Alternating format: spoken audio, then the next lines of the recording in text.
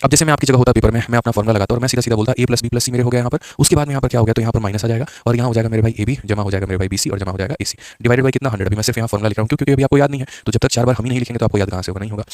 अब एक बार तीनों लोगों को जोड़ देना है, एक बार जोड़ना जरा यहाँ पे 12 और 18 30 होता है, 30 और 25 कितना हो जाएगा बताओ 55। तो यहाँ पर क्या लिख दोगे मेरे भाई 55 लिख दोगे। उसके बाद में ए को बी के साथ में गुना करना है, ए को बी के साथ में गुना करना है। एक और बात बताऊँ, आप अगर डिजिटल सम लगा रहे हैं ना तो अपने ऑप्शंस में अपना जो डेटा है उसका डिजिटल सम तो पहले ही लगा लो, इसमें इनका डिजिट का सम ही लिख लो, सबसे बढ़िया रहेगा। जैसे 2 + 1 कितना होता है 3 होता है, 8 + 1 कितना होता है तो 9 होता है, 5 + 2 कितना होता है तो 7 होता है।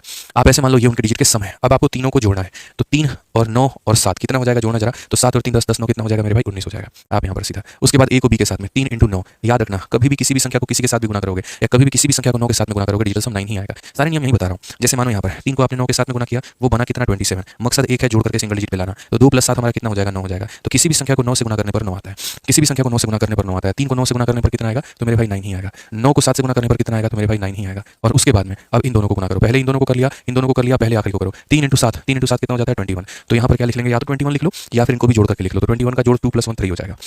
ठीक है, अब तीनों को गुना करना है, तीनों को गुना करना है तो 3 × 9 × 7 9 आ रहा है मल्टीप्लाई में, और अगर किसी भी संख्या को 9 से मल्टीप्लाई करेंगे तो 9 आएगा। तो यहाँ पर मेरे भाई लिख दो 9 यहाँ पे। अब एक बच्चा भी इस बात को जानता है कि 9 + 1 कितना हो जाएगा 10 हो जाएगा। यहाँ पर जोड़ते वक्त में 9 को काउंट नहीं करते हैं, जोड़ते वक्त में 9 को काउंट नहीं करते हैं, लेकिन अगर आपको फिर भी काउंट करना है तो आप यहाँ पर कर लीजिए कि 9 9 18 18 और 3 कितना हो जाता है 21 हो जाता है, और 21 को जोड़ेंगे तो कितना हो जाएगा 3 हो जाएगा। उसके बाद में ये हमारा कितना है 9 है। आप जोड़ते वक्त में 9 को मत लीजिए, कोई दिक्कत नहीं है, लेकिन अगर आपको लेना है तो ले लीजिए, क्यों हम आपका दिल छोटा करेंगे यहाँ पे। अब आप यहीं देख लीजिए मेरे भाई, ठीक है 10 और यहाँ पर 9, 10 को खैर हम यहाँ देखिए 9 + 1 10 होता है, और 10 में 1 + 0 कितना हो जाता है 1 हो जाता है। तो यहाँ पर आप चाहो तो इसको 1 भी लिख सकते हो, कोई दिक्कत नहीं। मतलब मेरा मात्र उद्देश्य इतना है ना, किसी संख्या को तब तक जोड़ो जब तक तुमको सिंगल डिजिट नहीं मिल जाए। जैसे 1 + 9 को तुमने जोड़ा था तो 10 आया था, इसको भी आपस में जोड़ लो, 1 + 0 कितना हो जाएगा 1। अब ये देख लो यहाँ 9 1 10, 10 में से 3 गया कितना 7, और कौन सा ऑप्शन का 7 है तो डी जो है उसका आंसर 7 है।